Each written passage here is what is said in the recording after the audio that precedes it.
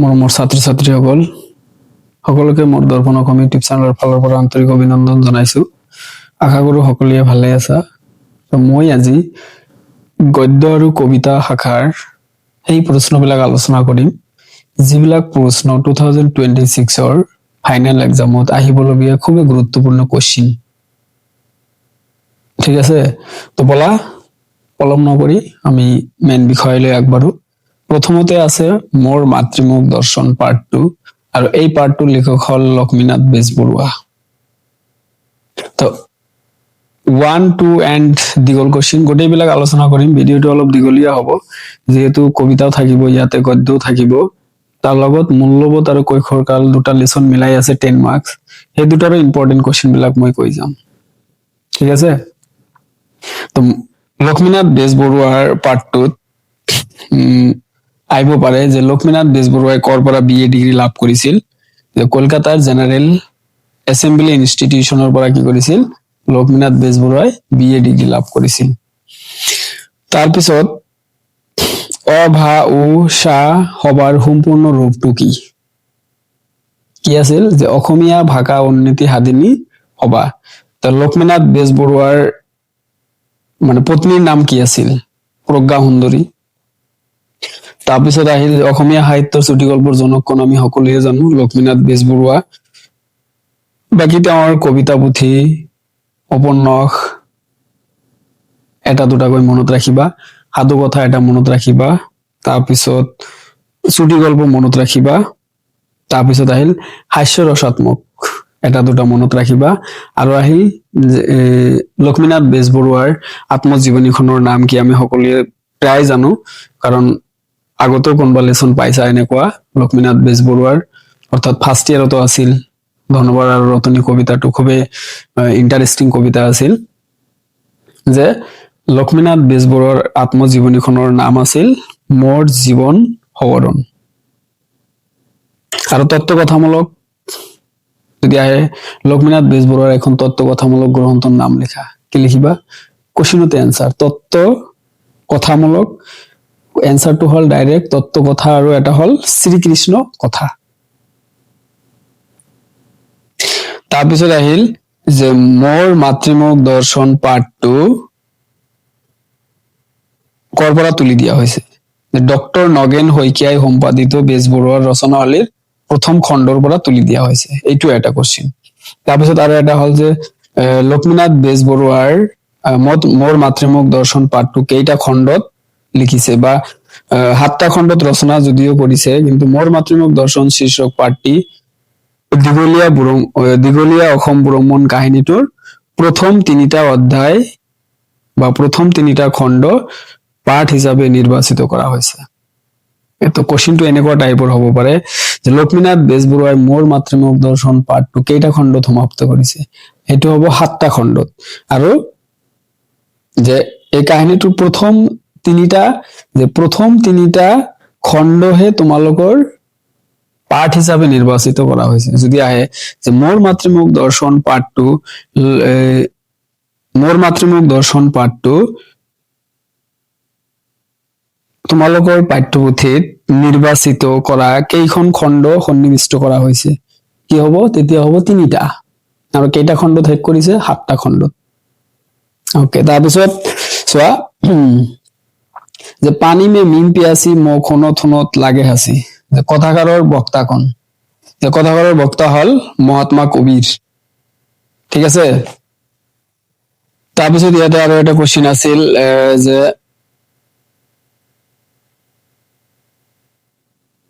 কোৱেশ্চনটো হল যে লক্ষ্মীনাথ বেজবৰুৱাই কিমান চনত নিজৰ মাতৃমুখ দৰ্শন কৰিব আহিছিল, 1930 অৰ্থাৎ 1930 চনৰ 19 ছেপ্টেম্বৰত। এইটো এটা কোৱেশ্চন। তাৰপিছত আহিল যে মোৰ মাতৃমুখ দৰ্শন পাৰ্ট 2 উল্লেখ থকা BNR মানে কি, এইটো এটা কোৱেশ্চন। BNR মানে হল যে বেংগল নাগপুৰ ৰেলৰ জৰছগড়া জংচন সম্বলপুৰৰ পৰা 31 মাইল দূৰত, এইখিনি। তাৰপিছত আৰু এটা কোৱেশ্চন আছিল যে লক্ষ্মীনাথ বেজবৰুৱাই গুৱাহাটীক ভাল লগা 3টা কাৰণ কি কি আছিল, প্ৰাকৃতিক সৌন্দৰ্য, ঐতিহাসিক উৎকৰ্ষ আৰু প্ৰাচীন জ্ঞান গৌৰৱৰ গৰিমা, এই 3টাই আছিল। তাৰে পৰা যদি দুটা উল্লেখ কৰি কয় যে লক্ষ্মীনাথ বেজবৰুৱাই গুৱাহাটীক ভাল লগা দুটা কাৰণ উল্লেখ কৰা, তেতিয়া কি লিখিবা? তাৰ পৰা যিকোনো দুটা লিখিলেই হ'ব। তাৰপিছত ইয়াতে আৰু এটা কুৱেশ্যন আছে যে মোৰ মাতৃমুখ দৰ্শন পাঠটোত উল্লেখ থকা বালিকা স্কুলৰ প্ৰধান শিক্ষয়িত্ৰী গৰাকীৰ নাম কি আছিল? বালিকা স্কুলৰ প্ৰধান শিক্ষয়িত্ৰী গৰাকীৰ নাম আছিল শ্ৰীমতী আয়ুষ্মতী গৌৰীপ্ৰভা চলিহা। শ্ৰীমতী আয়ুষ্মতী গৌৰীপ্ৰভা চলিহা। ডাইৰেক্ট গৌৰীপ্ৰভা চলিহা লিখিলেও হ'ব। তাৰপিছত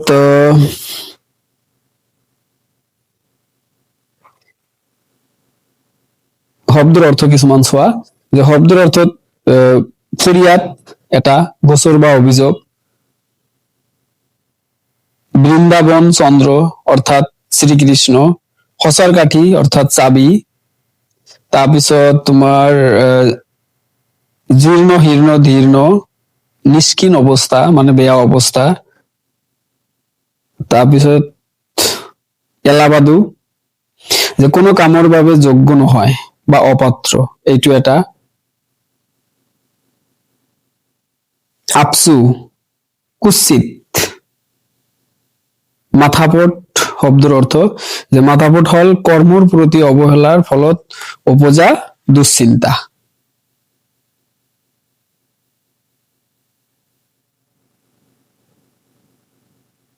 ৰখনা এটা আছে, ৰখনা অৰ্থাৎ জিভা। এতিয়া আহিল দীঘল কুৱেশ্যন মোৰ মাতৃমুখ দৰ্শন পাঠটোৰ পৰা, যে মোৰ মাতৃমুখ দৰ্শন পাঠটোত দীঘল কুৱেশ্যন বেছি পঢ়িব নালাগে, প্ৰতিটো লেচনৰ দুটা দুটা কুৱেশ্যন দীঘল কুৱেশ্যন পঢ়িলে হৈ যাব। কাৰণ 4 মাৰ্কৰ লিখিব লাগে, এটা দিয়ে 3টা, আৰু 2 মাৰ্কৰ লিখিব লাগে, 4 মাৰ্কৰ 3টা দিয়ে, এটা লিখিব লাগে, আৰু 5 মাৰ্কৰ 2টা লিখিব লাগে, 4টা দিয়ে। এই হল 14 মাৰ্কস দীঘল কুৱেশ্যন গদ্যৰ পৰা। এইবাৰৰ কাৰণে ইম্পৰ্টেন্ট কুৱেশ্যন হল 2026ৰ কাৰণে। এটা হল পানী মে মিম পিয়াসি মোক শুনত শুনত লাগে হাসি, এইটো এটা দীঘল কুৱেশ্যন। তাৰপিছত আৰু এটা আছে, কুৱেশ্যনটো 2 মাৰ্কৰো হ'ব পাৰে, 4 মাৰ্কৰো হ'ব পাৰে, যে যথা নিযুক্তি হস্তি তথা কৰমী, যে এই সংস্কৃত পদ ফাঁকিৰ অৰ্থ কি? যদি এনেকৈ দিয়ে তেতিয়া 2 মাৰ্কৰ হ'ব, আৰু তেতিয়া লিখিব লাগিব এই সংস্কৃত পদ ফাঁকিৰ অৰ্থ হল যিদৰে, অৰ্থাৎ যি কামৰ বাবে নিযুক্তি হৈছো তাকে কৰিছো, এইটো এটা। তাৰপিছত আহিল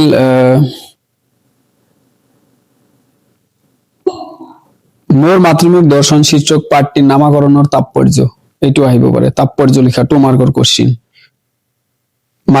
মোৰ মাতৃমুখ দৰ্শন শীৰ্ষক পাঠটি মাতৃ শব্দৰে কি বুজোৱা হৈছে? নিজৰ মাতৃভূমিক বুজোৱা হৈছে। কিমান বছৰ পিছত লেখকৰ মাতৃমুখ দৰ্শন কৰিব আহিছিল? প্ৰায় 30-40 বছৰ পিছত। মাঝি আৰু জ্ঞান, যে মোৰ মাতৃমুখ দৰ্শন পাঠটিত লেখকে উল্লেখ কৰা মাঝি আৰু জ্ঞান কোন? নাইবা যিকোনো এটা দিব পাৰে, মাঝিও কোন নাইবা জ্ঞান কোন। আৰু দীঘল কুৱেশ্যন বিশেষকৈ পঢ়িব লাগে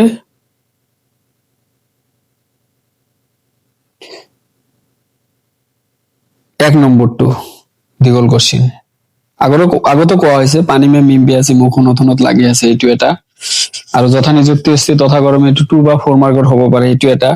আৰু ইয়াতে দীঘলটো হল যে মোৰ মাতৃমুখ দৰ্শন পাঠটিৰ আধাৰত লক্ষ্মীনাথ বেজবৰুৱাই সম্বলপুৰৰ পৰা গুৱাহাটীলৈ কৰা ৰেল যাত্ৰাৰ চমু বিৱৰণ দিয়া, এইটো এটা ইম্পৰ্টেন্ট কুৱেশ্যন।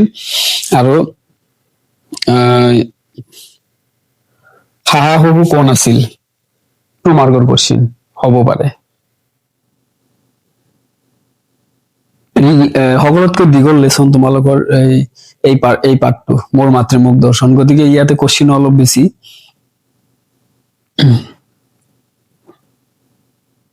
আৰু কোনোবাই যদি আৰু বেছিকৈ পঢ়িব বিচাৰা তেতিয়াহলে মোৰ মাতৃমুখ দৰ্শন পাঠটিত লেখকে উল্লেখ কৰা মহাদেৱৰ কৃষি কৰ্মৰ কাহিনীটো তোমাৰ নিজৰ ভাষাত লিখা, এইটো আহিব পাৰে। আৰু ইয়াতে আৰু এটা কুৱেশ্যন আছে যে শেক্সপিয়াৰৰ কমেডি অফ ইৰৰ্ছ গ্ৰন্থখন অসমীয়ালৈ অনুবাদ কৰি কি নাম দিছিল? ভ্ৰমৰংগ নাম দিছিল। কিমান চনত? 1888 চনত। নাইবা কমেডি অফ ইৰৰ্ছ গ্ৰন্থখনৰ ৰচক কোন? শেক্সপিয়াৰ।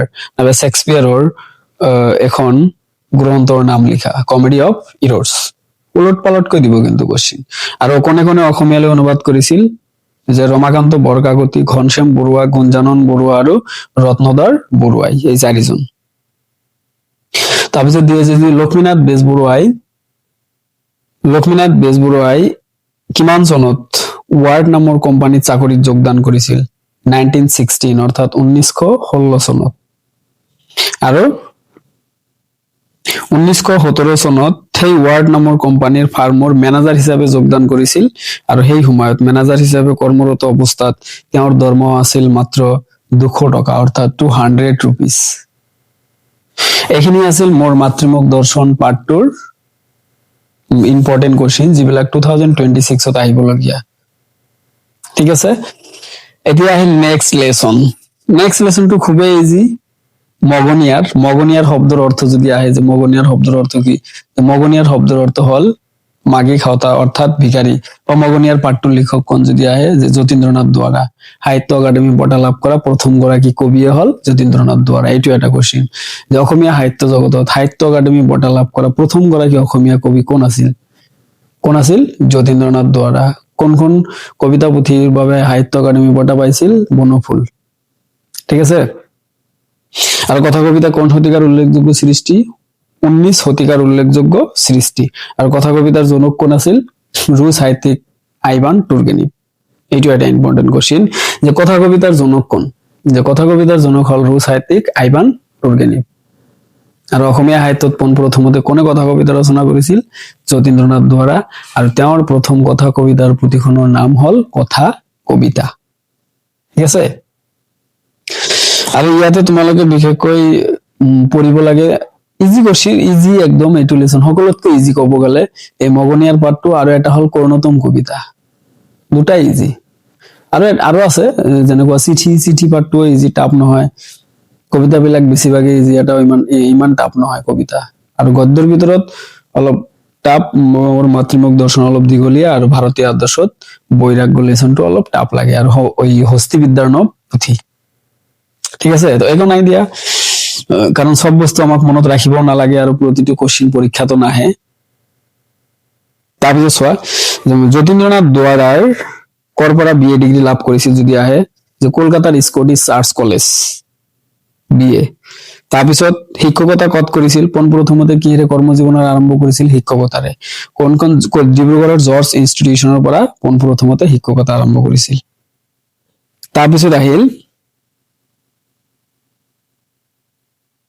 যে তাৰপিছত কোশ্চিনটো হল যে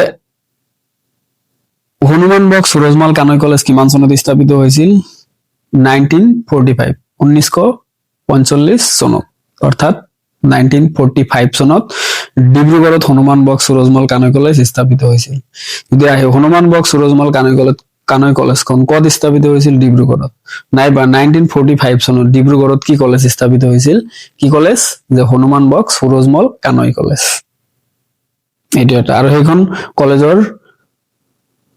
কলেজত যতীন্দ্ৰনাথ দুৱাৰাই অসমীয়া বিভাগৰ মুখ্য অধ্যাপকৰ পদত নিযুক্তি লাভ কৰিছিল আৰু দুখন কবিতা পুথিৰ নাম আহিলে অমৰ তীৰ্থ আৰু বনফুলটো মনত ৰাখিবা বেছিকৈ কাৰণ বনফুল কবিতা পুথিখনৰ বাবে সাহিত্য একাডেমি বঁটা এটা কোশ্চিন গল আৰু এটা কোশ্চিন হল অমৰ তীৰ্থ এই কাৰণে কোৱা হৈছে যে মগনিয়াৰ পাঠটিত উল্লেখ থকা এগৰাকী ফৰাচী বা ফাৰ্চী কবিৰ নাম লিখা যদি আহে ফাৰ্চী কবিজনৰ নাম হল ওমৰ খায়াম আৰু ওমৰ খায়ামৰ এখন ফাৰ্চী গ্ৰন্থ হল ৰুবায়ত আৰু ৰুবায়তৰ গ্ৰন্থখন অসমীয়ালৈ অনুবাদ কৰি ওমৰ তীৰ্থ নাম দিছিল গতিকে এইটো মনত ৰাখিলে দুটা তিনটা কোশ্চিন এইটো এটা গল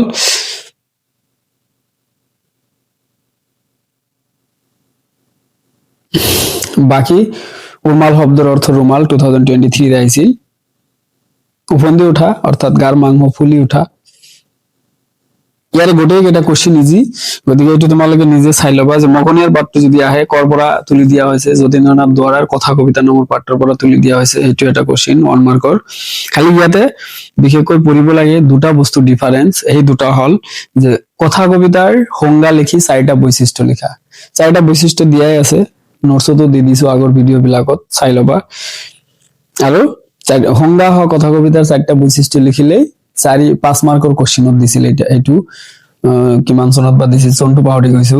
সংজ্ঞা হ কথা কবিতাৰ বৈশিষ্ট্য লিখিলেই 5 নম্বৰ।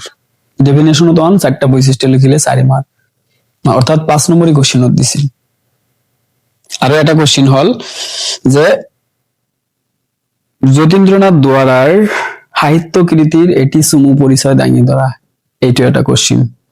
এই দুটা কোশ্চিন ডিফারেন্স, বাকি যিকেইটা আছে গোটেই কেইটা সেই একেই কথা লিখিব লাগে। এদিনাখন কবিয়ে ৰাস্তাৰে খোজকাঢ়ি যাওঁতে মগনিয়াৰ এজনক লগ পাইছিল, তাৰপিছত যি যি কথা হৈছিল সেই কথাবিলাক।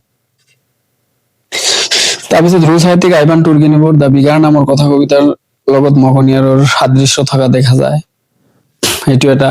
নাইবা ৰূ সাহিত্যিক কোন আছিল? আইভান তুৰ্গেনিভ কৰ সাহিত্যিক আছিল? ৰূ সাহিত্যিক।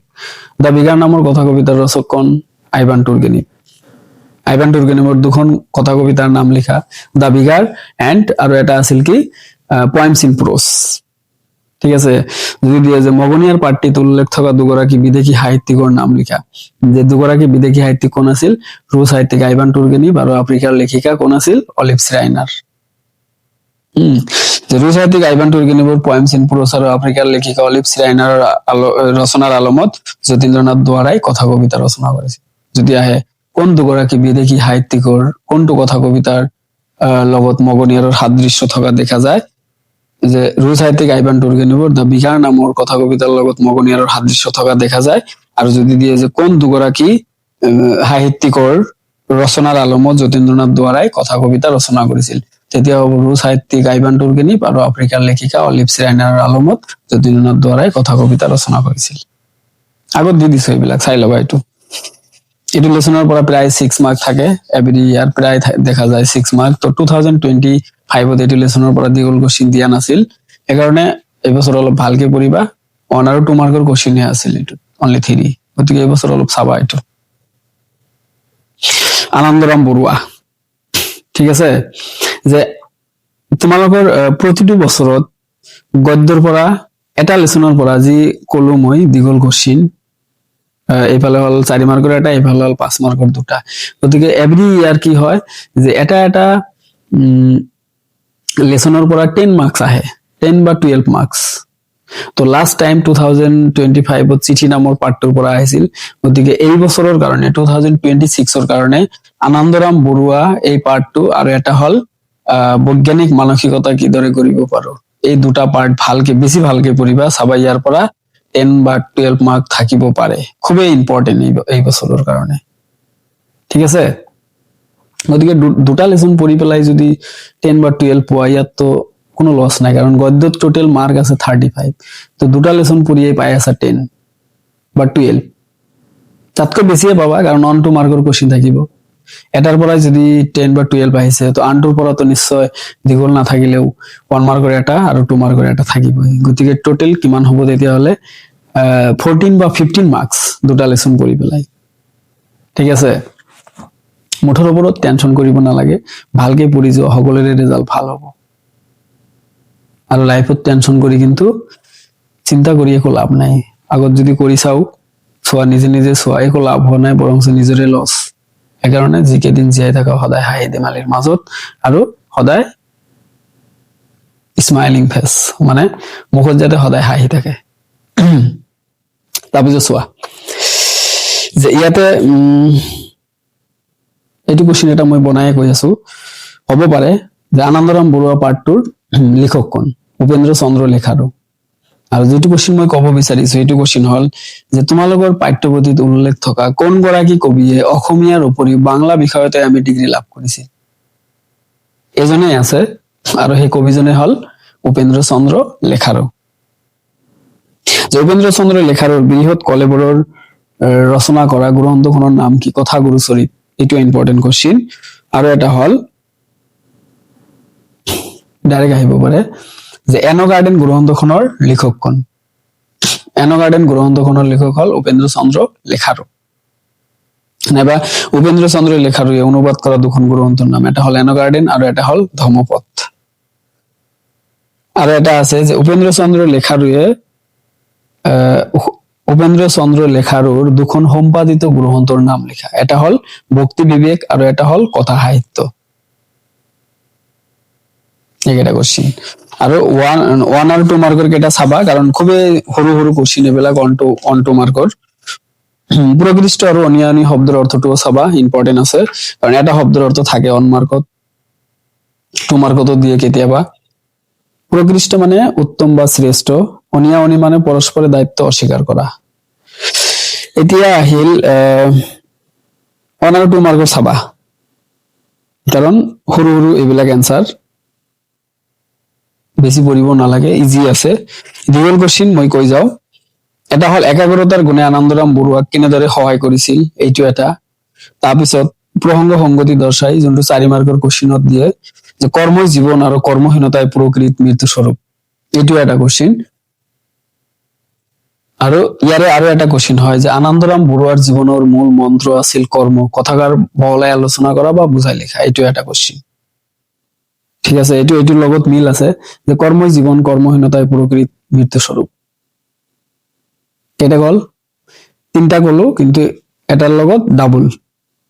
আৰু এটা হল যে প্ৰাচ্য আৰু পাশ্চাত্যৰ সমন্বয় সাধনত আনন্দৰাম বৰুৱাই কেনে অৱদান আগবঢ়াই গৈছে বুজাই লিখা, এইটো এটা কোশ্চিন।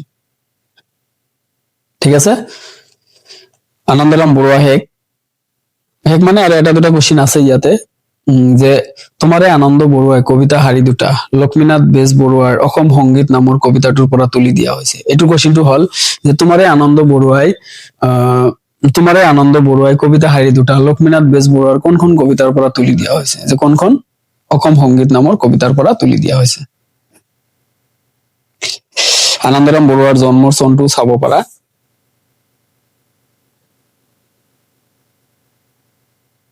আনন্দৰাম বৰুৱাই কোনখন কলেজৰ পৰা আইনৰ স্নাতক ডিগ্ৰী লাভ কৰিছিল, এইটো এটা কোশ্চিন। যে কলকাতাৰ প্ৰেসিডেন্সি কলেজৰ পৰা 1869 চনত, অৰ্থাৎ 1869 চনত। তাৰপিছত 1872 চনত কি কৰিছিল, ইংলেণ্ডত ইণ্ডিয়ান চিভিল সাৰ্ভিসৰ চূড়ান্ত পৰীক্ষাত উত্তীৰ্ণ হৈছিল, এইটো এটা। আৰু এটা কোশ্চিন আছে যে আনন্দৰাম বৰুৱাই ভাৰতীয় প্ৰশাসনিক সেৱাত নিযুক্তি লাভ কৰা প্ৰথম গৰাকী অসমীয়া আৰু পঞ্চম গৰাকী ভাৰতীয়, এইটো এটা কোশ্চিন। আনন্দৰাম বৰুৱা শেষ। ইয়াতে আৰু কোশ্চিন আছে যদিও 2026 কাৰণে ইম্পৰ্টেন্ট কোশ্চিন এইকেইটাই আছিল। এইবাৰ আহিল হস্তিবিদ্যাৰ্ণৱ পুথি, আৰু হস্তিবিদ্যাৰ্ণৱ পুথি পাঠটোৰ লিখক হল ডক্টৰ সূৰ্য কুমাৰ ভূঞা। আৰু এই সূৰ্য কুমাৰ ভূঞাৰ বিষয়ে পঢ়িবা। কৰ পৰা BA ডিগ্ৰী, কলকাতা প্ৰেসিডেন্সি কলেজৰ পৰা, কাৰণ সেই সময়ত বেছিভাগে কলকাতা প্ৰেসিডেন্সি কলেজৰ পৰাই স্নাতক ডিগ্ৰী লাভ কৰিছে। আৰু কিমান চনত কৰিছিল? 1913 চনত। আৰু 1916 চনত কলকাতা বিশ্ববিদ্যালয়ৰ পৰা ইংৰাজী বিষয়ত MA ডিগ্ৰী লাভ কৰিছিল, এইটো এটা কোশ্চিন। আৰু এটা কোশ্চিন আছে যে ডক্টৰ সূৰ্য কুমাৰ ভূঞাই আছিল কটন কলেজৰ প্ৰথম গৰাকী অসমীয়া অধ্যাপক আৰু অধ্যক্ষ, এইটো এটা কোশ্চিন। যে কটন কলেজৰ প্ৰথম গৰাকী অসমীয়া অধ্যাপক আৰু অধ্যক্ষ কোন আছিল, এইটো কোশ্চিন হয়। আৰু এইটো হল ডক্টৰ সূৰ্য কুমাৰ ভূঞা। আৰু গৱেষণাৰ উদ্দেশ্যে কিমান চনত ইংলেণ্ডলৈ গৈছিল? 1936, অৰ্থাৎ 1936 চনত। কলৈ গৈছিল? ইংলেণ্ডলৈ। আৰু 1952 চনতে, অৰ্থাৎ 1952 চনত কি কৰিছিল সূৰ্য কুমাৰ ভূঞাই ৰাজ্যসভাৰ সদস্য, আৰু 1956 চনত পদ্মশ্ৰী সন্মান লাভ কৰিছিল। আৰু 1957 চনৰ পৰা 1960 চনলৈ গুৱাহাটী বিশ্ববিদ্যালয়ৰ উপাচাৰ্য হিচাপে কাম কৰিছিল। আৰু সূৰ্য কুমাৰ ভূঞাৰ একমাত্ৰ কবিতা পুথিখনৰ নাম হল নিৰ্মালী। আৰু চুটি গল্পৰ পুথিখনৰ নাম যদি আহে, এটা পঞ্চমী। তাৰপিছত জীৱনীমূলক আহিব পাৰে, এটা মনত ৰাখিবা। জীৱনীমূলক আহিলে ডাইৰেক্ট এটা লিখি দিলেই হল, আনন্দৰাম বৰুৱা। যে সূৰ্য কুমাৰ ভূঞাৰ এখন জীৱনীমূলক গ্ৰন্থৰ নাম আনন্দৰাম বৰুৱা, অৰ্থাৎ ইয়াৰ আগৰ লেচনত পাইছো। উপেন্দ্ৰ চন্দ্ৰ লেখাৰুৱে আনন্দৰাম বৰুৱাৰ বিষয়ে যে লিখিছে, আৰু আনন্দৰাম বৰুৱা লিখিলেই সূৰ্য কুমাৰ ভূঞাৰ এখন জীৱনীমূলক গ্ৰন্থৰ নাম হ'ব।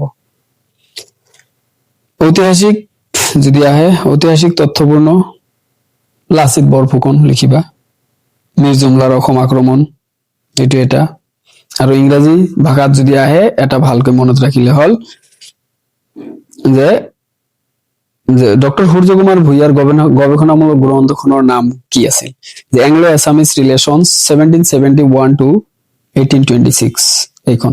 আৰু আছিল কি যে হস্তি বিদ্যানব পুথি শীৰ্ষক পাঠটি যোগেন্দ্ৰ নাৰায়ণ ভূঞাই সম্পাদিত সূৰ্য কুমাৰ ভূঞাৰ বিবিধ প্ৰবন্ধ নামৰ গ্ৰন্থখনৰ পৰা সংগ্ৰহ কৰা হৈছে, এইটো এটা। তাৰপিছত যদি আহে যে দুখন পুৰণি সচিত্ৰ পুথিৰ নাম লিখা, শংকচৰ বধ, ধৰ্মপুৰাণ, লৱকুশৰ যুদ্ধ, গীত গোবিন্দ এইবিলাক আছিল। আৰু হস্তি বিদ্যানব পুথি পাঠটোৰ তোমালোকে এটা কাম কৰিবা যে মূল পাঠ আছে, মূল পাঠৰ ছেকেণ্ড পেৰাটো পুৰা ভালকে পঢ়িবা। এইটোৰ পৰা কিন্তু প্ৰতিটো কোৱেশ্চনৰ এনসাৰ ইয়াতে আছে, ঠিক আছে। আৰু এইটো মই যোনটো মই ভিডিঅ' বনাম এইটোৰ এটা লেচন ৱাইজ তাতে মই দি দিম, এইটো এতিয়া বনোৱা নাই। আৰু তোমালোকৰ পৰীক্ষা সমাগত, যিহেতু টাইমো কম আৰু ময়ো অলপ ব্যস্ত হৈ থাকো, যাৰ কাৰণে সদায় টাইম নাপাও, সেইকাৰণে এতিয়া তোমালোকৰ পৰীক্ষাৰ কাৰণে সুবিধাৰ কাৰণে মই এতিয়া ঘৰত বহি হলেও তোমালোকৰ সুবিধাৰ কাৰণে বনাই আছো ভিডিঅ'টো। খুবেই ইম্পৰ্টেন্ট ভিডিঅ' কিন্তু এইটো। আৰু মোৰ চেনেল নিশ্চয় যিবিলাকে চাইছা অলৰেডি গম পাইছাই, 100% ষ্টাডি নোটছৰ লগত প্ৰিভিয়াছ 8 ইয়াৰৰ কোৱেশ্চন পেপাৰ সলভ থাকে। আৰু যিমান ইম্পৰ্টেন্ট কোৱেশ্চন আছে প্ৰতিটো কোৱেশ্চন মই আলোচনা কৰি যাওঁ, আৰু ইয়াৰ পৰা 100% তোমালোকে কমন পাবা। তাৰপিছত চোৱা, আৰু এইটো ভিডিঅ' দিয়াৰ আপলোড কৰাৰ পিছত ইয়াৰ পিছত তোমালোকক মই গ্ৰামাৰ সেকশনটো এদিন এটা ভিডিঅ' দি দিম, এই মাহতে পাই যাবা।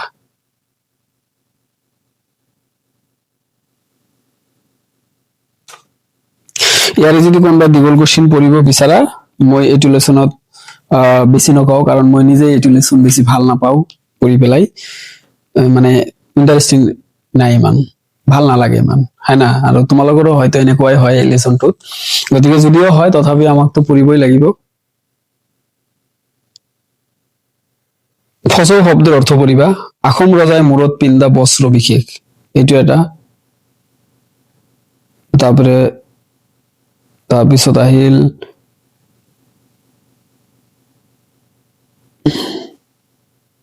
আদ্যপান্ত আদিৰ পৰা অন্তলৈকে। আৰু 1 মাৰ্কৰ কোৱেশ্চন যিকেইটা আছে চাবা, যোনটো মই মূল পাঠৰ ছেকেণ্ড পেৰা তোমালোকক পঢ়িবলৈ কৈছো সেইটো পঢ়িবা, চাবা সব কমন পাবা তাৰ পৰা, ঠিক আছে। এতিয়া আহিল দীঘল কোৱেশ্চন।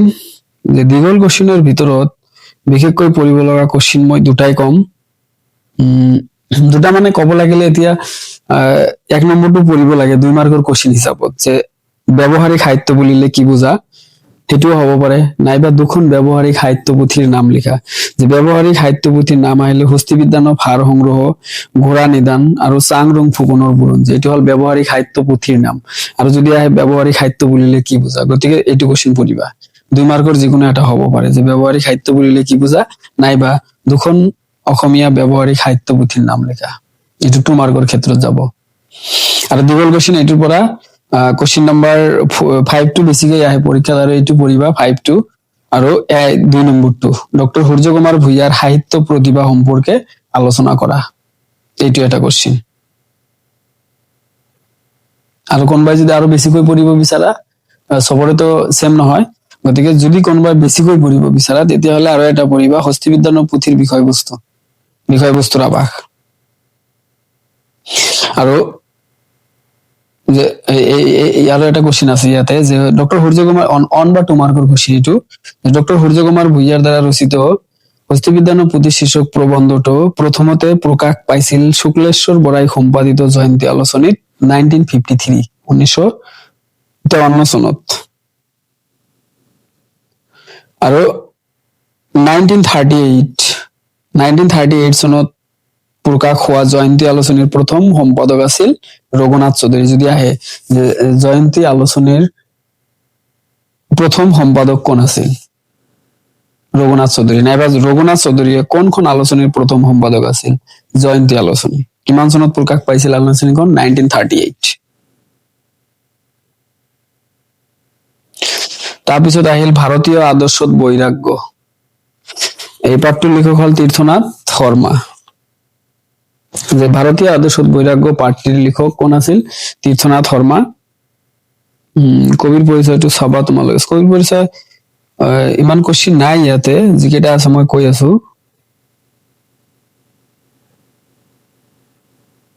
এইটো কোশ্চিন এটা, যে তীৰ্থনাথ শৰ্মাই কোনখন মহাবিদ্যালয়ৰ প্ৰতিষ্ঠাপক অধ্যক্ষ আছিল? যে তীৰ্থনাথ শৰ্মাই গুৱাহাটী প্ৰাগজ্যোতিষ মহাবিদ্যালয়ৰ প্ৰতিষ্ঠাপক অধ্যক্ষ আছিল। এইটো এটা কোশ্চিন।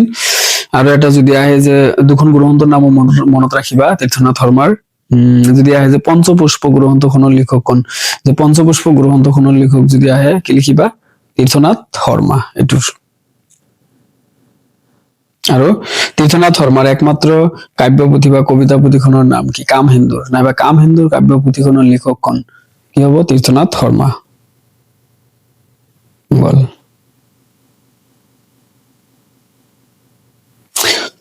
যে সংবিভাজ্য শব্দই প্রকৃতির ত্যাগ বা বৈরাগ্য কাক বলে বা বুলিলে কি বোঝায়? এটা একটা কোশ্চিন, একটু পড়িবা তোমালোকে। প্রকৃতির ত্যাগ বা বৈরাগ্য তোমালোকৰ কোশ্চিন। তাৰপিছত ঋগ্বেদৰ মন্ত্ৰবিলাকত কিহৰ পৰিচয় পোৱা যায়? এইটো এটা কোশ্চিন। যে ঋগ্বেদৰ মন্ত্ৰবিলাকত আৰু ঋষিমুনিসকলৰ প্ৰাৰ্থনাত এটা উজ্জ্বল সমৃদ্ধিময় জীৱনৰ কাৰণে এখন সমাজৰ প্ৰবল ধাউতিৰ পৰিচয় পোৱা যায়। তাৰপিছত আহিল সংবিভাজ্য শব্দই কি বুজায়? যে সমানে বিতৰণ কৰি ভোগ কৰিব তাৰ উপদেশ দিছে। এইটো শ্ৰদ্ধা দেয়ম অশ্ৰদ্ধা অদেয়ম। আমি সকলোৱে জানো যে শ্ৰদ্ধাযুক্ত মন দান, যদি আমি কিবা মানুহক দান কৰো, শ্ৰদ্ধাযুক্ত মন লৈ দান কৰিব লাগে। আৰু অশ্ৰদ্ধা অদেয়ম মানে অশ্ৰদ্ধাযুক্ত মন লৈ নিদিনে নহয়, এনেভাবে দান কৰা নকৰা সমান। তৈতৰীয় উপনিষদৰ প্ৰথম উপদেশ কি? যদি আহে পৰীক্ষাত, সত্য আৰু ধৰ্ম। এইটো কোশ্চিন। আৰু যদি দিয়ে যে সত্য আৰু ধৰ্ম কোনখন উপনিষদৰ প্ৰথম উপদেশ, তেতিয়া হব কি? তৈতৰীয় উপনিষদ। তাৰপিছত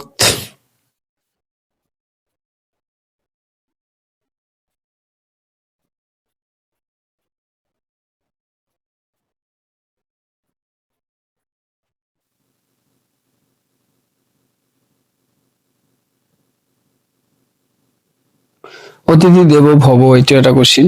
অতিথিক অৰ্থাৎ আমি পিতৃ মাতৃক বা শিক্ষক শিক্ষয়িত্ৰীক যেনেকৈ আমি শ্ৰদ্ধা কৰো, ঘৰত আলহী বা অতিথি আহিলেও আমি সেই মানুহবিলাকক সিমানে শ্ৰদ্ধা বা ৰেচপেক্ট কৰিব লাগে। শৰ্টলি কৈছো মই, পঢ়ি ল'বা এইটো। আৰু ইয়াতে আৰু এটা আছে যে ঈশোপনিষদৰ প্ৰথম মন্ত্ৰটি কি? ঈশোপনিষদৰ প্ৰথম মন্ত্ৰটি হল ভুঞ্জিথা। আৰু ভুঞ্জিথা মানে কি কৰা? ভোগ কৰা কিন্তু সাৱধানে। আৰু যদি দিয়ে যে ঈশোপনিষদৰ প্ৰথম নিষেধ বাক্যটো কি? নিষেধ বাক্যটো হল মা গৃহীত। আৰু মা গৃহীত শব্দৰ অৰ্থটো হল যে নিজে ত্যাগৰ ভাৱত থাকি আৰু আনৰ খিনিলৈ আকাংক্ষা নকৰাকৈ ভোগ কৰাটোৱে হল উপনিষদৰ বিধান। এইটো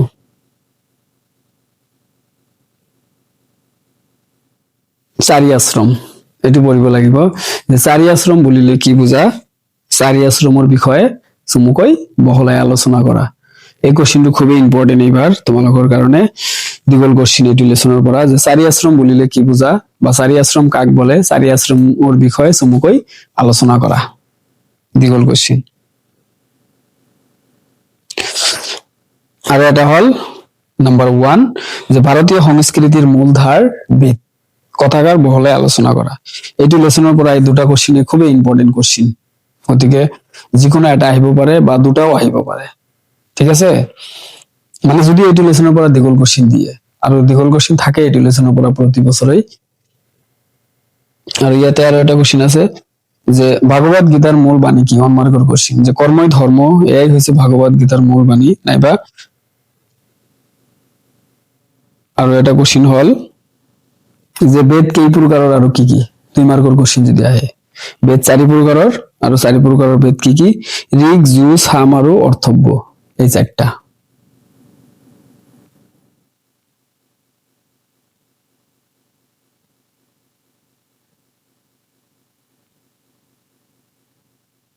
যদি আহে যে প্ৰাচীন ভাৰতীয় সাহিত্যৰ এখন বা দুখন অমূল্য গ্ৰন্থৰ নাম লিখা, কি কি লিখিবা?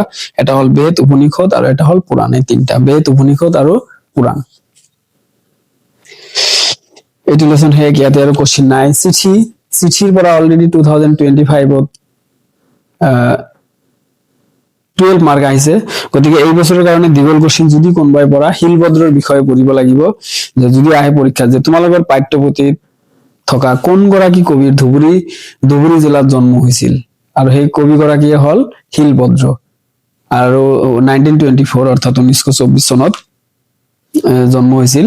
আৰু যদি আহে যে শিলভদ্ৰৰ প্ৰকৃত নাম কি, যে শিলভদ্ৰৰ প্ৰকৃত নাম হল ৰেৱতী মোহন দত্ত চৌধুৰী, নাইবা ৰেৱতী মোহন দত্ত চৌধুৰীৰ ছদ্ম নাম কি আছিল, তেতিয়া হ'ব কিন্তু শিলভদ্ৰ। ঠিক আছে, যিয়ে নহওক, যদিও ভিডিঅ'টো অলপ দীঘলীয়া, একচুৱেলি মাজে মাজে অলপ হাই ধেমালি কৰিব লাগে, কিন্তু আৰু বেছি দীঘলীয়া হ'ব। সেইকাৰণে তোমালোকৰ পৰীক্ষাৰ টাইম বেছি দীঘলীয়া কৰিব মন নাই, যাৰ কাৰণে অলপ ছুটি কৰিবলৈ চেষ্টা কৰি আছো। গতিকে এইটো লেসনৰ পৰা যদি পৰা দীঘল কোশ্চিন সেইটো পঢ়িব লাগিব, যোনটো খালি শিলভদ্ৰৰ সাহিত্য কৃতি সম্পৰ্কে চমুকৈ আলোচনা কৰা। আৰু এটা হল প্ৰতীক্ষা আৰু প্ৰতখা শব্দৰ অৰ্থ কি? প্ৰতীক্ষা মানে অপেক্ষা কৰা, আৰু প্ৰতখা মানে আশা বা ভৰসা। আৰু যদি আহে যে টিংখঙৰ পৰা বাগানৰ দাগ অনা বনুৱাজনৰ নাম কি আছিল? ফাগু। সেইটো এটা কোশ্চিন। তাৰপিছত যে বৰ্তমান সময়ত চিঠিৰ প্ৰাসংগিকতাটো কমি যোৱাৰ কাৰণ কি? 2 মাৰ্কৰ কোশ্চিন এইটো এটা। শিলভদ্ৰই লাভ কৰা দুটা বঁটাৰ নাম, চুটি গল্পৰ বৈশিষ্ট্য এটা বা দুটা, 2 মাৰ্কৰ কোশ্চিন। 1 আৰু 2 মাৰ্কৰে চাবা এইবাৰ। শিলভদ্ৰৰ প্ৰথম গল্প সংকলনখনৰ নাম কি আছিল? সেইখন আছিল বাস্তৱ, 1975। আৰু তেওঁৰ প্ৰথম সাহিত্যিক জীৱন কিহেৰে আৰম্ভ কৰিছিল শিলভদ্ৰই? যদি আহে উপন্যাসৰে। আৰু তেওঁৰ প্ৰথম উপন্যাসখনৰ নাম হল মধুপুৰ আৰু তৰংগিনী, কিমান চনত প্ৰকাশ পাইছিল? 1971।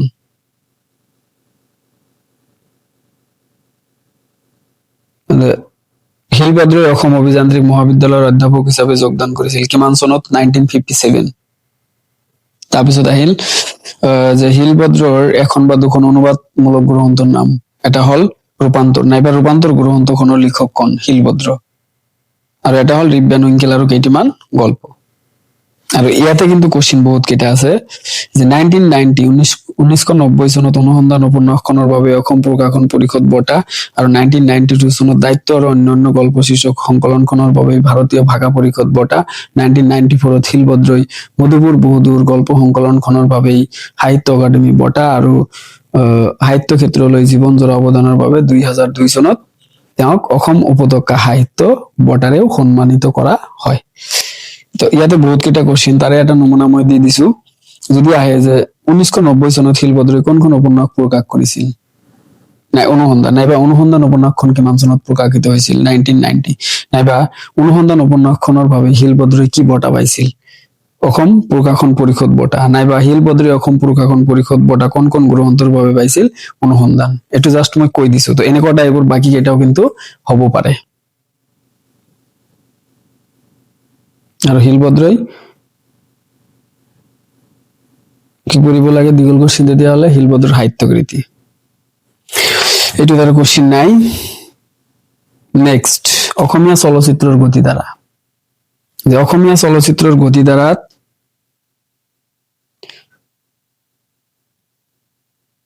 কবিৰ পৰিচয়ৰ পৰা ইমান কোশ্চিন নাহে যদিও, তথাপিও যে উৎপল দত্তৰ এখন বা দুখন তথ্যচিত্ৰ গ্ৰন্থখনৰ নাম বা short film, bylane 2, through trust and fair, আৰু এটা হল বৰগীত, এটি দ্ৰৌপদী ৰত্ন। এইটো আছিল। ইয়াতেতো বহুত কোশ্চিন এই লেসনটোত, কাৰণ খালি চিনেমাৰ নাম এই লেসনটোত ইমান চিনেমা আছে যে মনত ৰখাটো দিগদাৰ। গতিকে তথাপিও জ্যোতিপ্ৰসাদ আগৰৱালাৰ প্ৰথম বোলছবি জয়মতী 1935 চনত প্ৰকাশ পাইছিল, আৰু দ্বিতীয়খন বোলছবি হল ইন্দ্ৰমালতী, যিখন 1939ত প্ৰকাশ পাইছিল। আৰু জয়মতী কথাছবিখন কিমান চনত দৰ্শনীয় আয়োজন কৰিছিল? প্ৰথমতে 1935 চনৰ 10 মাৰ্চ অৰ্থাৎ 10 মাৰ্চত কলকাতাৰ ৰাওনাক প্ৰেক্ষাগৃহত। আৰু গুৱাহাটীত কিমান চনত দৰ্শনী আয়োজন কৰিছিল সেই একে চনৰ অৰ্থাৎ 1935ৰ 20 মাৰ্চত গুৱাহাটীত দৰ্শনী আয়োজন কৰিছিল আৰু জয়মতীত বহুত লছ হৈছিল আৰু ইন্দ্ৰমালতীত সেই লছ পূৰণ কৰি আৰু লাভ হৈছিল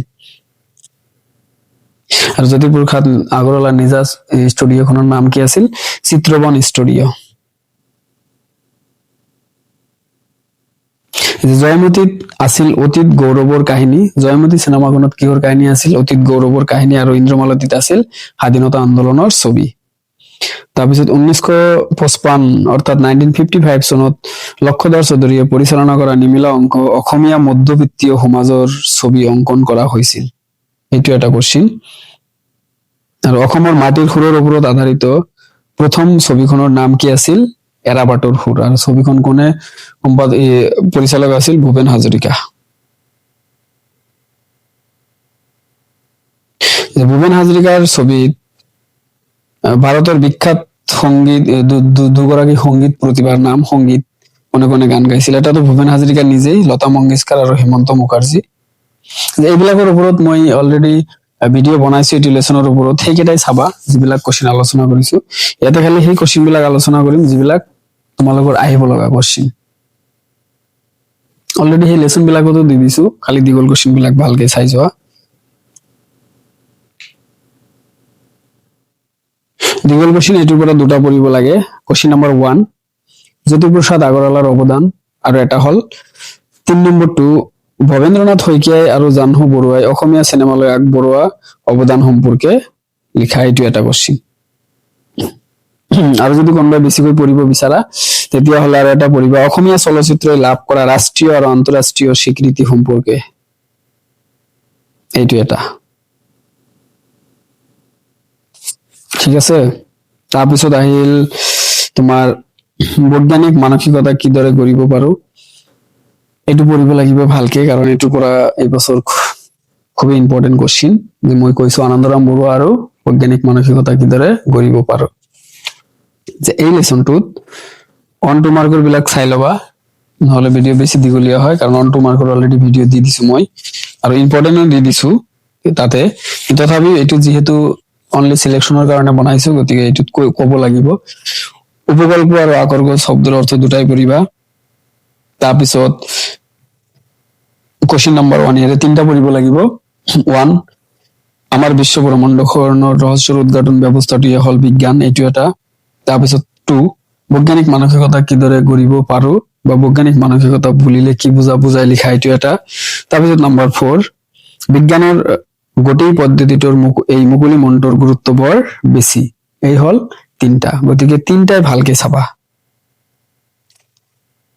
আৰু যদি কোনবাই আৰু বেছিকৈ পঢ়িব বিচাৰে এইটো লেসনৰ পৰা তেতিয়াহলে আৰু এটা কম যোনটো 3 নম্বৰ কোশ্চিন অৰ্থাৎ 1 2 3 4 চাৰটা কোশ্চিন আৰু কোশ্চিনটো হল বৈজ্ঞানিক মানসিকতাই সমাজৰ প্ৰগতিত কেনেদৰে অৰিহণা যোগায় বেছিকৈ পঢ়িব বিচাৰিলে আৰু এটা বেছি তে এই গদ্য সেকশনৰ এইবিলাকে আছিল তোমালোকৰ 2026ত আহিব লগা গুৰুত্বপূৰ্ণ কোশ্চিন বা প্ৰশ্ন আৰু কাৰ্যকাৰক সম্পৰ্কে এইটো পঢ়িবা আৰু এটা হল পদাৰ্থৰ কণা তৰক প্ৰায় আহি থাকে প্ৰমাৰ্কৰ কোশ্চিন তো এইখিনি আছিল গদ্য সেকশনৰ ইম্পৰ্টেন্ট কোশ্চিন তো যিয়ে নহওক এতিয়া আমি আহিম কবিতা সেকশনলৈ বা কবিতা শাখালৈ কবিতাত বিশেষকৈ গলে যে কবিতা আছে 8টা তাৰে ভিতৰত এই বছৰ 2026ৰ কাৰণে সেই কবিতা 4টা বেছিকৈ পঢ়িবা নাম্বাৰ 1 মই কোনবা ভিডিঅত কৈয়ে দিছো এইটো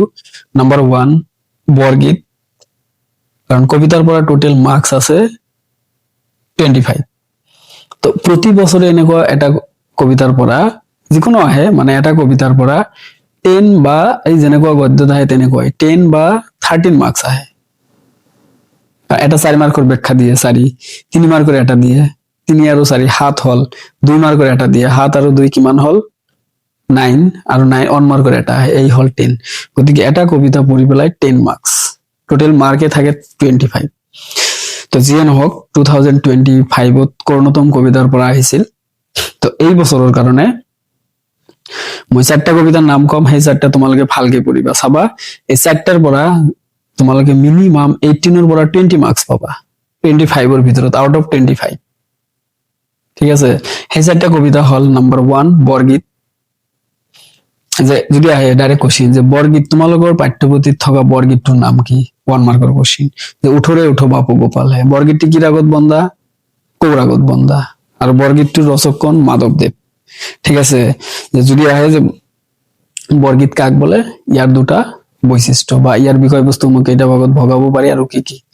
যে মহাপুৰুষ শংকৰদেৱ আৰু মাধৱদেৱে লিখা ৰাগ ৰাগিনী যুক্ত আৰু আধ্যাত্মিক ভাৱ সম্পূৰ্ণ গীতসমূহ বৰগীত বুলি কোৱা হয়। লিখিলা যদি দুটা বৈশিষ্ট্য হয়। নাম্বাৰ 1 আগতে পাই আহিছা যে বৰগীতৰ ভাগা ব্ৰজাৱলী, বৰগীতসমূহ ৰাগ তাল আৰু আধ্যাত্মিক ভাৱ সম্পূৰ্ণ গীত, বৰগীতসমূহ ভগৱান শ্ৰীকৃষ্ণৰ বিভিন্ন লীলা অৱতাৰৰ কথা উল্লেখ কৰা হয়। হৈ গল, 3টা হৈ গল। তাৰপিছত বৰগীতৰ বিষয়বস্তুসমূহ কেইটা ভাগত ভাগ কৰিব পাৰি? 6টা ভাগত। কি কি আছিল? লীলা বিৰক্তি লীলা বিৰক্তি, পৰমাৰ্থ, চোৰ আৰু চাতুৰী। এই হল 6টা ভাগ। যদি আহে বৰগীতৰ কেৱল দ্ৰোণ অংশটি লিখা, বা তোমালোকৰ পাঠ্যপুথিত উল্লেখ থকা বৰগীতৰ কেৱল দ্ৰোণ অংশটি লিখা। দ্ৰোণ অংশটি লিখিব আহিলে উঠৰে উঠ বাবু গোপালে নিশি পৰবাত বহিল, কমল নয়ন বুলি ঘনে ঘন যশোৱা ডাকিতে লইল। এইটো। আৰু যদি দিয়ে যে কেৱল দ্ৰোণ অংশ, দ্ৰোণ শব্দৰ অৰ্থ বা দ্ৰোণ শব্দই কি বুজায়? বৰগীত এটাৰ মূল কথাক বুজায়। যিয়ে নহওক এই 4টা কবিতা। নাম্বাৰ 1 এটা মই কলো বৰগীত, আৰু এটা বিশ্বখনিকৰ, 2টা গল আঘোণৰ কুঁৱলী এণ্ড উভতি নহৰ কবিতা। ভালকে মনত ৰাখিবা। বৰগীত, তাৰপিছত আহিল কি, বৰগীতৰ পিছত আহিল বিশ্বখনিকৰ, তাৰপিছত আহিল আঘোণৰ কুঁৱলী, তাৰপিছত উভতি নহৰ কবিতা। এই 4টা কবিতা পুৰা ভালকে পঢ়িবা, মূল ভাৱো পঢ়িবা। কি হয় যে 2023 and 24ত এই 3 মাৰ্কৰ যে 2টা লিখিব লাগে কবিতাৰ পৰা, 6 মাৰ্ক, 4টা দিয়ে 2টা লিখিব লাগে। তো সেই 6 মাৰ্কটো সেম থাকে, কিন্তু 2023 আৰু 24ত কি কৰিছিল? মূল ভাৱ দিছিল কবিতাৰ। 3টা দিছিল, এটা লিখিব লাগে, এটা লিখিলে 6 মাৰ্ক। গতিকে যদি মূল ভাৱো দিয়ে, প্যাটাৰ্ন যদিও চেঞ্জ কৰে, তথাপি এই 4টাৰ পৰা এটা নহয় এটা কমন পাবাই। মানে যোনফালে নাযাওক কিয় সেইফালে গলেও কমন, আৰু 3 মাৰ্কৰ 2টা লিখিব লাগিলে 4টা দিয়ে সেইফালেও কমন পাবা।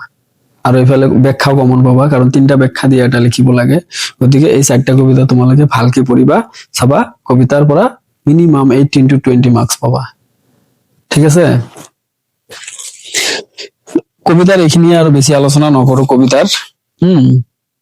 বৰগীতত এটা আছে যে কোন কোন দুগৰাকী বিদেশীৰ গীতৰ লগত বৰগীতক, মাধৱদেৱৰ বৰগীতক তুলনা কৰিব পাৰি?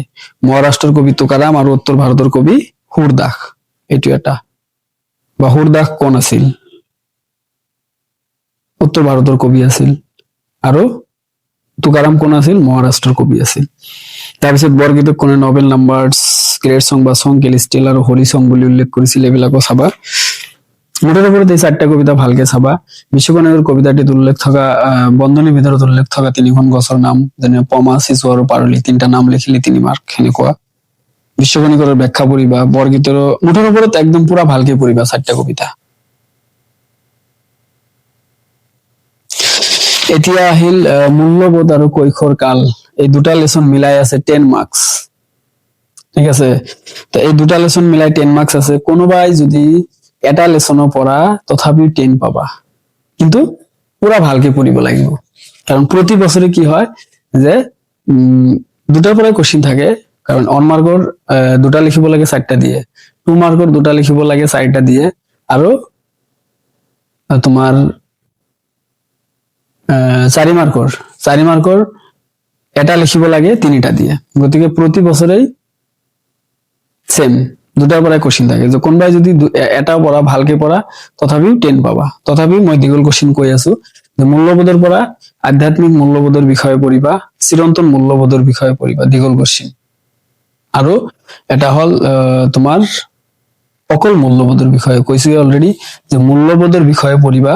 মানে অৰ্থাৎ 5 নম্বৰ কোশ্চিনটো হল যে মূল্যবোধ সম্পৰ্কে তোমাৰ পাঠে কি ধাৰণা তাক চমুকৈ ব্যক্ত কৰা, বা মূল্যবোধৰ বিষয়ে কি জানা লিখা। এইটো এটা কোশ্চিন। তাৰপিছত হল তোমাৰ আধ্যাত্মিক মূল্যবোধৰ বিষয়ে চমুকৈ আলোচনা কৰা, আৰু এটা হল চিৰন্তন মূল্যবোধৰ বিষয়ে চমুকৈ লিখা। এইটো হল মূল্যবোধৰ দীঘল কোশ্চিন। আৰু কৈশোৰ কাল আৰু ইয়াৰ উপযোগী শিক্ষা, ইয়াৰে তোমাৰ দীঘল কোশ্চিন হল নাম্বাৰ 2 যে কৈশোৰ কালৰ বাবে কেনে ধৰণৰ শিক্ষা উপযোগী উদাহৰণ বৰ্ণনা কৰা, এইটো এটা কোশ্চিন। আৰু এটা হল এই চুমু টকা, দিবাস্বপ্ন, বীৰ পূজা আৰু অপৰাধ প্ৰৱণ কিশোৰ, এইবিলাকৰ পৰাও আহিব পাৰে। আৰু এটা হল কিশোৰ কিশোৰীৰ মনত আটাইতকৈ গুৰুত্বপূৰ্ণ বৈশিষ্ট্যটো হল পৰিচিতৰ সংঘাত অৰ্থাৎ আইডেন্টিটি ক্ৰাইচিছ, নাইবা বিপৰীত লিংগকামিতা কৈশোৰ কালৰ আন এক বৈশিষ্ট্য চমুকৈ আলোচনা কৰা। এইটো ইমান ইম্পৰ্টেন্ট নহয়, কিন্তু আগৰ তিনিটা যিকেইটা কলো এই তিনিটা বেছি ইম্পৰ্টেন্ট কৈশোৰ কালৰ পৰা। প্ৰতিটি শব্দৰ অৰ্থ, দিবাস্বপ্ন শব্দৰ অৰ্থ আহিব পাৰে। তাৰপিছত মূল্যবোধৰ পৰা তোমাৰ শব্দৰ অৰ্থ আছে চাবা দুটা, সত্যম শিৱম সুন্দৰম বা মোক্ষ শব্দৰ অৰ্থ কি, এইবিলাক বা 10 প্ৰকাৰৰ মূল্যবোধ কি কি, সেইটো এটা আছে মূল্যবোধৰ 10 প্ৰকাৰৰ মূল্যবোধ কি কি, 10টা নাম লিখিলেই 4 মাৰ্কস বা 2 মাৰ্কৰো দিব পাৰে। যে সংযোগ, এইবিলাক তোমালোকে জানাই, সংযোগ, সহানুভূতি, সহযোগিতা, অন্য সংস্কৃতিৰ প্ৰতি শ্ৰদ্ধা, পৰিষ্কাৰ পৰিচ্ছন্নতা, নম্ৰতা, মানৱতাবোধ, অহিংসা, দেশ প্ৰেম আৰু সামাজিক দায়িত্ববোধ। তো এইবিলাক আছিল তোমালোকৰ কবিতা আৰু গদ্যৰ যিবিলাক 2026ত আহিব লগা ইম্পৰ্টেন্ট কোশ্চিন, এইবিলাকে আছিল। এতিয়া তোমালোকৰ বাকী থাকিল, ইয়াতে আছে তোমাৰ 70 মাৰ্কস, ঠিক আছে। বাকী থাকিল 10 মাৰ্কস, 10 মাৰ্কস হল তোমাৰ ৰচনা, তাৰপিছত বাকী থাকিল কিমান 20, ৰচনা 10, 5টা দিয়া এটা লিখিব লাগে, বাকী থাকিল 20ৰ ভিতৰত জতুৱা ঠাঁচত 8 মাৰ্ক, মানে 7টা দিব 4টা লিখিব লাগিব, শব্দৰ অৰ্থ লিখি বাক্য ৰচনা 8 গলে আৰু থাকে কিমান 70, 80 হল 80, তাৰপিছত আৰু গল কিমান 8 মাৰ্ক, অৰ্থাৎ 88 মাৰ্ক। বাকী থাকিল কিমান 12 মাৰ্ক, এই 12ৰ ভিতৰত 6 মাৰ্ক হল দলৰ শব্দবিলাকৰ প্ৰত্যয় ভাঙা আৰু কোনটো কি প্ৰত্যয় লিখা, তাতে দিয়া থাকিব 9টা, লিখিব লাগিব অনলি 6টা, সেইটোত গল 6, আৰু বাকী থাকিল 6। এই 6 মাৰ্কটো কি হয়, অৰ্থাৎ চুমু টকা, চুমুকৈ লিখিব লাগে। 3 মাৰ্কৰ 2টা লিখিব লাগে, আৰু 2টা লিখিলেই 6 মাৰ্ক, 4টা দিব 2টা লিখিব লাগিব। তো এতিয়া সেই গ্ৰামাৰ সেকশন লৈ মই এটা ভিডিঅ' বনাম, আৰু সেই ভিডিঅ'টো তোমালোকে চাই ল'বা ভালকে, ঠিক আছে। এতিয়া এছে কি কি পঢ়িবা, এছৰ ভিতৰত ক'ব গ'লে জুবিন গাৰ্গৰ বিষয়ে পঢ়িব লাগিব এইবাৰ, খুবেই ইম্পৰ্টেন্ট। জুবিন গাৰ্গ শব্দটো উল্লেখ নকৰি ডাইৰেক্ট দিব পাৰে তুমি ভাল পোৱা এগৰাকী প্ৰিয় শিল্পী, তোমাৰ প্ৰিয় শিল্পী নাইবা তুমি ভাল পোৱা এগৰাকী শিল্পীৰ বিষয়ে লিখা, এনেকৈ দিব পাৰে। এটা হল পৰিৱেশ প্ৰদূষণ আৰু ইয়াৰ প্ৰতিকাৰ, তাৰপিছত ছচিয়েল মিডিয়াৰ বিষয়ে আহিব পাৰে, বিজ্ঞানৰ অৱদান বা দৈনন্দিন জীৱনত বিজ্ঞানৰ প্ৰভাৱ, এইটো এটা। তাৰপিছত হল অসমৰ কুটিৰ শিল্পটো খুবেই ইম্পৰ্টেন্ট এইবাৰ 2026ৰ কাৰণে। তো মুঠৰ ওপৰত বেছি ইম্পৰ্টেন্ট হল জুবিন গাৰ্গ, অসমৰ কুটিৰ শিল্প, তাৰপিছত তোমাৰ পৰিৱেশ প্ৰদূষণ আৰু ইয়াৰ প্ৰতিকাৰ, তাৰপিছত এই দৈনন্দিন জীৱনত বিজ্ঞানৰ প্ৰভাৱ, এইটো। আৰু লাষ্ট হল এটা আছে যে তুমি ভাল পোৱা এগৰাকী সাহিত্যিক নাইবা একবিংশত শতিকাৰ এগৰাকী সাহিত্যিক, নাইবা সাহিত্য একাডেমী বঁটা পোৱা এগৰাকী সাহিত্যিক, নাইবা জ্ঞানপীঠ বঁটা পোৱা এগৰাকী সাহিত্যিক, নাইবা একবিংশ শতিকাত জ্ঞানপীঠ অথবা সাহিত্য একাডেমী বঁটা পোৱা এগৰাকী সাহিত্যিক, পদ্মশ্ৰী বঁটা পোৱা এগৰাকী সাহিত্যিক। তো এনেকুৱা এটা সাহিত্যিকৰ বিষয়ে আহিব পাৰে। গতিকে এজন সাহিত্যিকৰ বিষয়ে ভালকে পঢ়িলে এইটো ধুনীয়াকৈ যোনটোৱে নাহক কিয় তাৰে পৰা সেই সাহিত্যিকৰ বিষয়ে লিখিলে হল। কাৰণ সেই কবিজন, এনেকুৱা বহুত কবি আছে যি জ্ঞানপীঠ পাইছে, সাহিত্য একাডেমী পাইছে, পদ্মশ্ৰী বঁটা পাইছে, আৰু সেই কবিজন একবিংশ শতিকাৰে কবি হয়। যেনেকুৱা মামণি ৰয়ছম গোস্বামী, তাইৰ বিষয়ে পঢ়িব পাৰা। তেনেকুৱা আৰু বহুত আছে। গতিকে যাৰ যোনটো ভাল লাগে, যিকোনো এজন ৰাইটাৰৰ বিষয়ে ভালকে পঢ়িলে হল, ঠিক আছে। আশা কৰো সকলোৱে ভালকে বুজি পাইছা। তো এই কোশ্চিন এনসাৰ বিলাক ভালকে তোমালোকে পঢ়িবা, চাবা ইয়াৰ পৰা 100% কমন পাবা। আৰু বাকি গ্ৰামাৰৰ ভিডিঅ' মই যিমান সোনকালে পাৰো তোমালোকক মই এই জানুৱাৰী মাহৰ ভিতৰত দিবলৈ চেষ্টা কৰিম, ঠিক আছে। থেংক ইউ ষ্টুডেন্টস, সকলোৱে ভালকে পঢ়িবা আৰু সকলোৱে সদায় ভাল থাকা আৰু ফিউচাৰত সকলোৱে নিজে এজন ভাল মানুহ হোৱা। Thank you student.